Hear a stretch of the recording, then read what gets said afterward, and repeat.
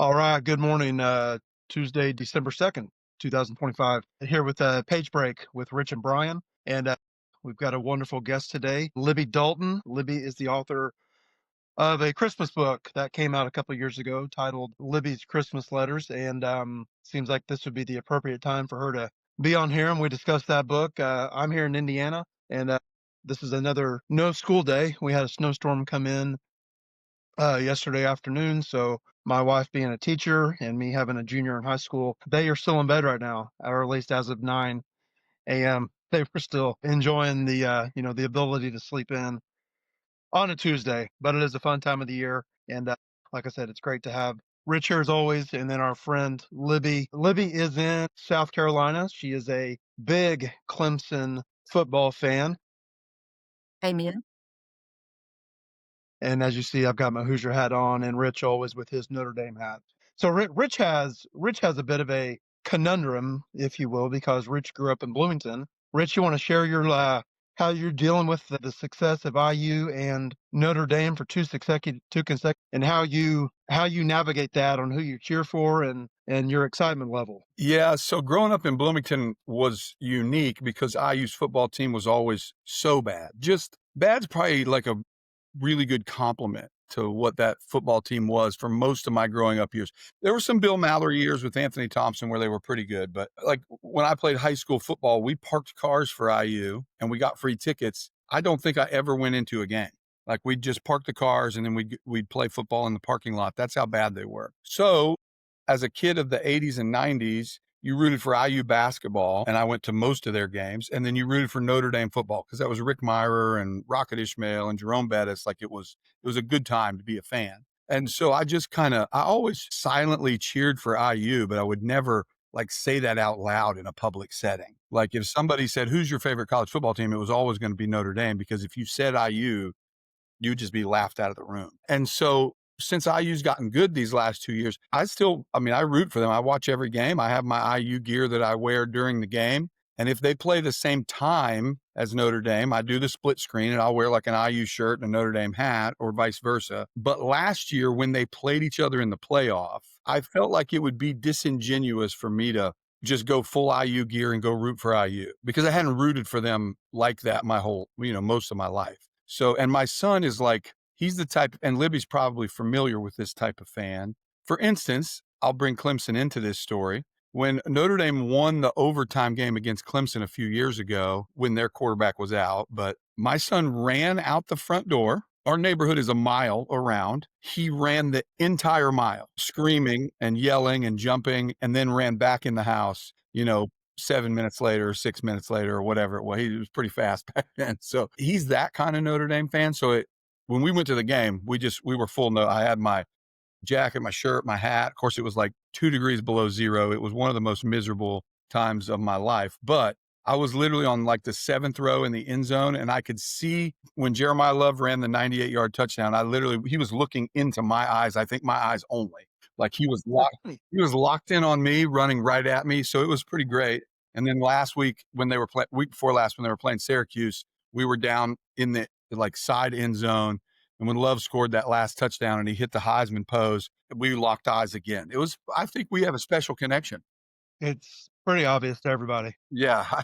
He might, if he goes to New York for the Heisman ceremony, he might invite me. Wouldn't be shocked. Wouldn't be shocked. So yeah, Libby, you're here with us, Rich and Brian, the co-owners of Genesis Publishing House. So Libby's Christmas letters. Now, obviously, we know the story. We know, kind of how it all developed. But what we want authors to tell the audience kind of how things began, how, just the whole process in general. When you decided, hey, I'm gonna, start putting this stuff together, getting this material and consider the publishing process. What was your mindset as you started? Were you thinking, how do I do this? Is this even possible? Will anyone read it? Like, just give the listeners an idea of your thought process during that time. Well, I'll say the first thing is because I had done the letters for a number of years, and friends kept saying, "You need to do a book. You need to do a book." And so finally, I sat down, and Charles was the same way. Charles is my husband, big Clemson fan, by the way. So we sat down one night, and I told him, I said, "I feel like God is saying that maybe this is the time." And he said, "I've been telling you forever, you need to do this."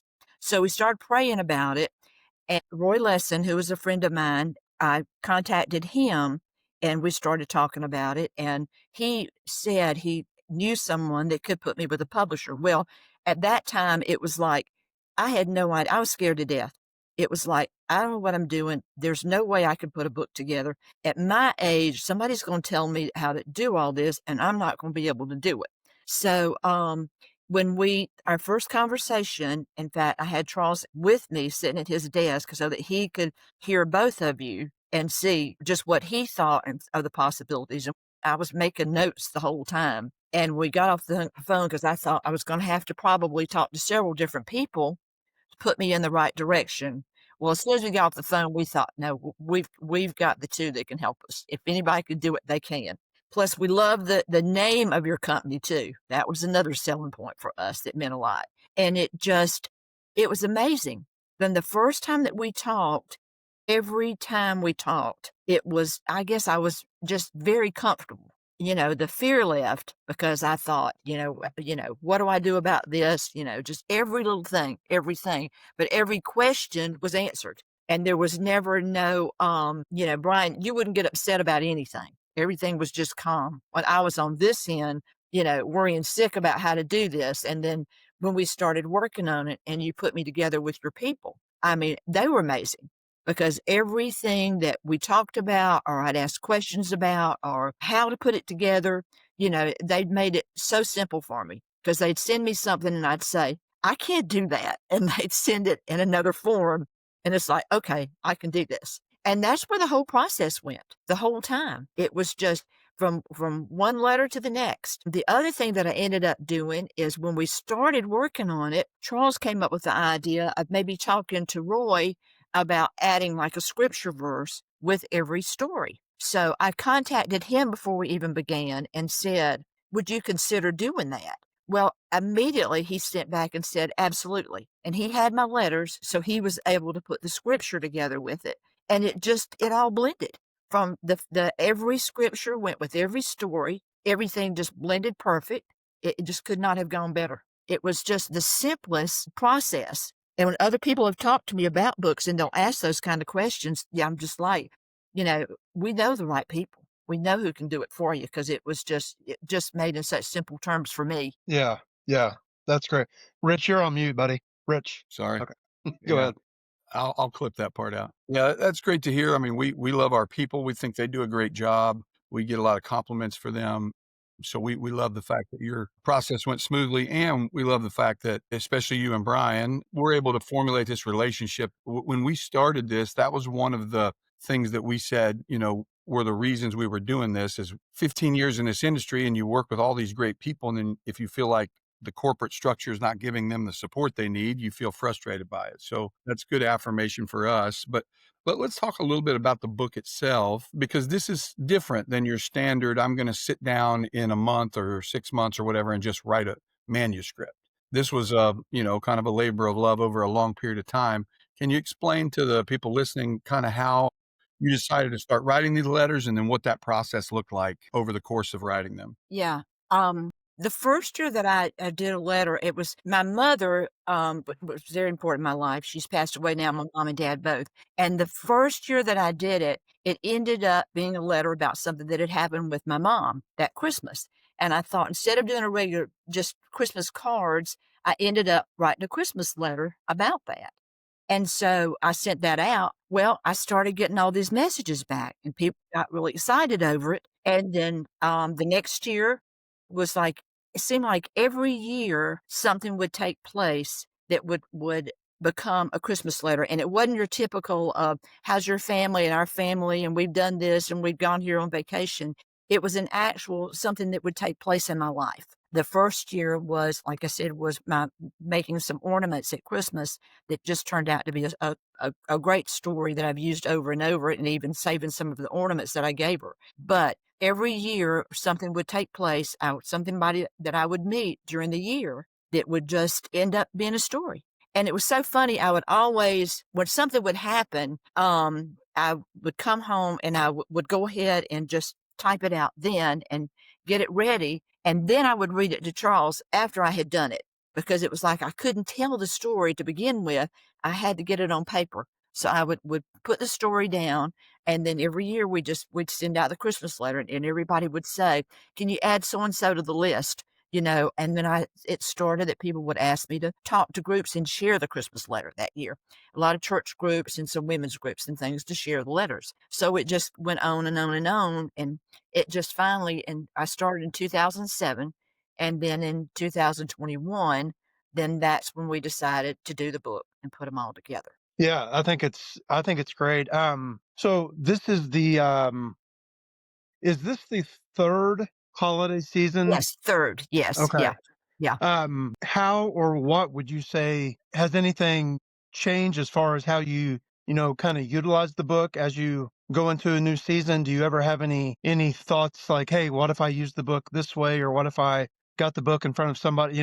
Just do you are you finding it different each season as far as how you want to use the book from a ministry or from a relational standpoint? Yeah, the first year, of course, that was such a big year, and I was able to, when we first presented it, with a group of women, we sent out an invitation for something that we were gonna do, like a luncheon is what and that my friends had to push me to do that because I was out of my comfort zone. I was like, "Who's gonna want it, after I've done all this? Am I doing the right thing?" And so we brought in a group of a little over 100 women and, talked about the book then and, did a book signing, which worked out great, and just sold a lot of books. And then last year, I had several church groups that contacted me that would ask me to come and talk to their women groups, the women in their church. This year, so far, it has not been that many, but I've had several that have already contacted me about the books.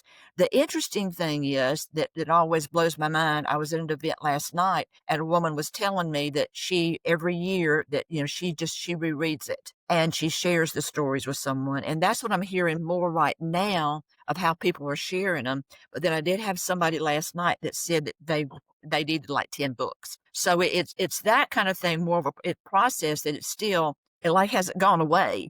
And I keep thinking, well, nobody will be interested this year, but being the 1st of December, it's starting to pick up again. Right. Right. What about, and I may have even asked you this at one point, but I mean, you're still doing new letters, correct? I mean, each year? I'm not. No. You're not, okay. I stopped with that one, and and it's hard to explain why I did. It's just like that it's like God just closed that chapter, I see, okay. and it was like, then he moved me into other opportunities or women's ministry and things that I'm doing, but it was, and people keep saying, "Why aren't you doing another letter, or why aren't you doing them?" It's not that things don't keep happening, because they do.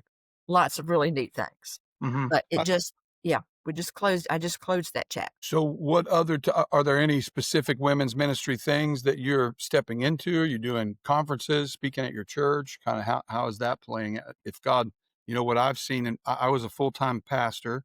Yeah, Before that, I was a full-time evangelist. Not many people know what that term even gosh. means anymore. Yeah, But we traveled with a 1-ton diesel truck and a 40-foot fifth wheel trailer and 3 toddlers that my wife had to get ready for church. And we preached about 250 nights a year. So my yeah, wife still has PTSD a little bit over getting kids ready for church sure, right yeah. now.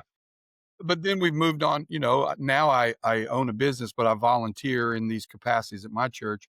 Have you seen that since God's kind of put a pause on the letters that other things have opened up? Absolutely, and I think maybe that was part of it.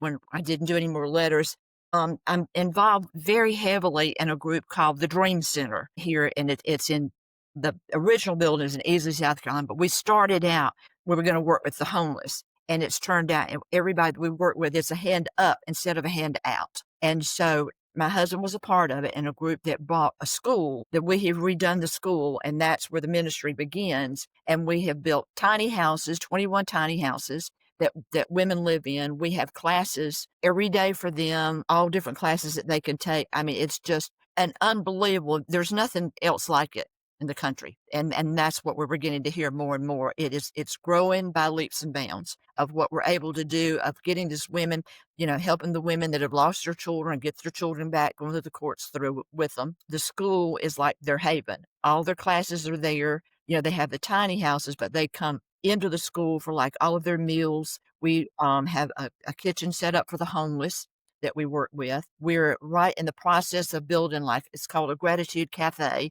and we teach them. We're bringing in a chef that teaches women how to they have children to eat correctly, them to eat correctly. We're getting them off of these processed foods. I mean, it's just I could go on for hours about it, but it's truly a ministry. That's where I was last night. We did a session last night, and bringing in some new folks with that. So I've gotten very involved with that, and a lot of hours that go into to meet with those folks. Yeah, that's great. Obviously, God finds ways to utilize us, Yes, yeah, when we're willing to listen, yeah. willing to serve. This time of year is obviously, we just passed Thanksgiving last week. I know this book is focused on Christmas, but from just a holiday standpoint in general, what's Thanksgiving supposed and lead you into the Christmas season? I know a lot of people.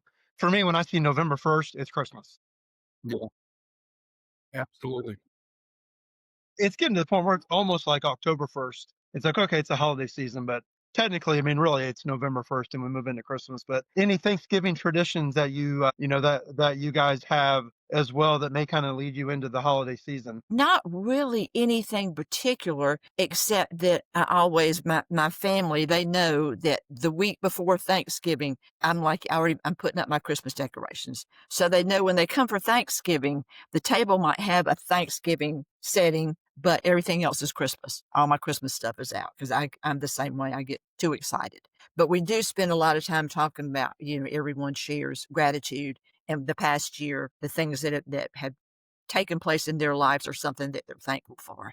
And then there's several groups that I lead going into before Thanksgiving that I invite women in around the table and we talk about gratitude, and what the year has meant to kind of cap off the year. And we do it in November before Christmas. So We're definitely a early Christmas decoration yeah, family. Ours go up. So my wife, we have a storage unit, an offsite storage unit just for decorations for Christmas. So 30 some tubs of decorations come over and she starts on November 1, but usually done probably by the weekend after November 1st because it takes a yeah, little while to get them all up. And then into the Christmas after we love Thanksgiving. I mean, but I do think that the seasons kind of combine, from a I believe that too. Yeah, we are playing Christmas music on Thanksgiving Day, yeah, although there is a Matthew West Thanksgiving song called "Gobble Gobble." If you haven't heard it, I will give it a Mm. plug. yeah, It's not a sentimental song. It's definitely a very upbeat, funny song, but it's worth listening to. But yeah, Christmas music is on during Thanksgiving. And then the day after Thanksgiving at our house, we do what's called a kicking off Christmas party. And everybody gets a themed box that my wife creates, with advent calendars, mugs, pajamas. Like this year's pajamas were leopard print for the girls and yeah. football for the guys. And then we move into a bunch of other traditions. So do you have any of those fun traditions in the holiday season after, leading up to Christmas that you and your family or your church people do? Just really more with a lot of women's groups because I work with women so much. And so I bring in, starting next week, different groups of women. And we do a thing, it's just a seat at the table is what we do. And all the way up to Christmas, then I have different women coming in and we have discussions around the table. And it always ends up, I just pray about who's supposed to be there. And it's amazing how it'll end up that someone that doesn't know someone else, how they'll find that they have something in common. Because like the first year that I did it, there were two women and there was a woman that was wanting to start a Bible study. And there was another lady in the group that had already done one that she was able to help this new woman in the area start one. And it was just they connected then. So it's those kind of connections every time something will come out of it.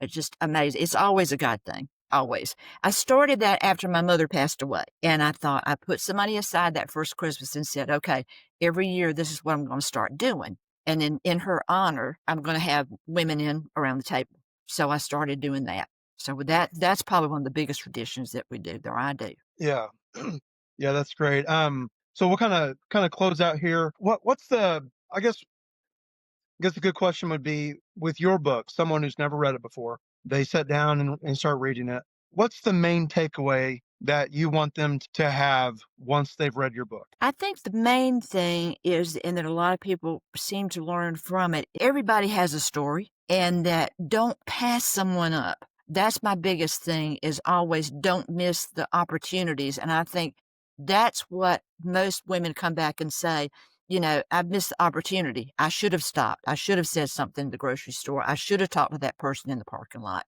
That you just the biggest thing is just reminding yourself that the opportunities are there, the stories are there. Just don't miss them. You just don't let somebody get by that you've missed and you regret. And that's what I hear more than anything else is I'm gonna start being more intentional.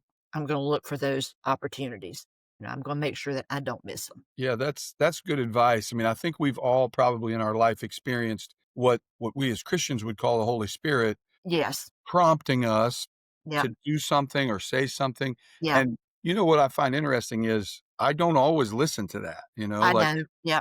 Yeah. and but the feeling or the way it works out when you do, you would think we would learn, I guess is what I'm trying to say. Like Absolutely. Yeah. when you do act on that, you're like, "Oh my," like I know the person maybe got something out of that, Yeah. but God wasn't just working in that person's life, like, he was Yeah. working in my life, Yeah. and I see this awesome, move of the Spirit, however that is, and then the next time it happens, I'm apprehensive again. Yeah. I'm I'm like, "Oh, I'm gonna look like an idiot if I say that or do that," and God's like, "Well, you did it, last time, and it worked out Yeah. really good. You should do it again." Yeah. So, I love I that advice for people. Yeah, it's like I just get all of a sudden just that my heart will start beating fast, and I'm like, "Oh, I'm supposed to talk to this person." And always, I try to in the grocery store where I am to always say, "Have a blessed day." And it's amazing, how you start some that will say, "Have a blessed day" back to you.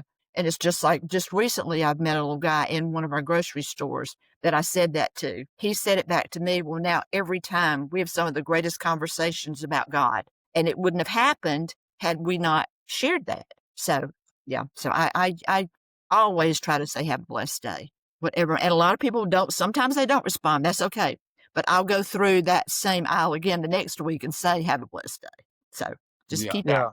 Well, Yeah. that's great. We love the book. We've loved working with you for sure over the years. So we just want to encourage our audience to go out and find Libby's Christmas Letters book. It's available pretty much everywhere books are sold. Amazon's got free shipping, so you may want to check into that.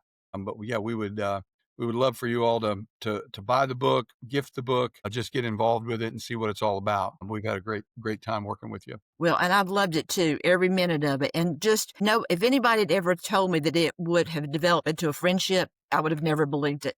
But, I mean, it's been so much, and I think just so comfortable, and I remember one of the first times that I heard back from Brian, and it was a picture, and he had his baseball cap on backwards. I thought, "Oh gosh, this has gotta be the right person." So Yeah. it was just yeah, it was just some of the pictures we've seen and just getting to know his mom and family and going through losing his dad, I just felt like we were part of it, that our family was so connected. So thank both of you for all you've done for my life. I just can't tell you how blessed I've been. Yep. 100%. Well, yeah, thank you guys all for being here, Rich and Libby. Yeah, wonderful book. My mom reads it every year, of course. I've actually given a copy to my mother-in-law. I think I've given out. I don't know the exact number, but I've bought a few copies for people over the years, and Good. they've all really enjoyed it. And yeah, it's always a special time of year as we come into Christmas. And yeah, Libby, you and I always talk about just the excitement of this time. And so yeah, your book fits right in. Absolutely perfect with the holiday season. So thank you again for being here, putting your faith in us and in Genesis, and mainly listening to to God's calling. So but yeah, thanks to all the listeners out there.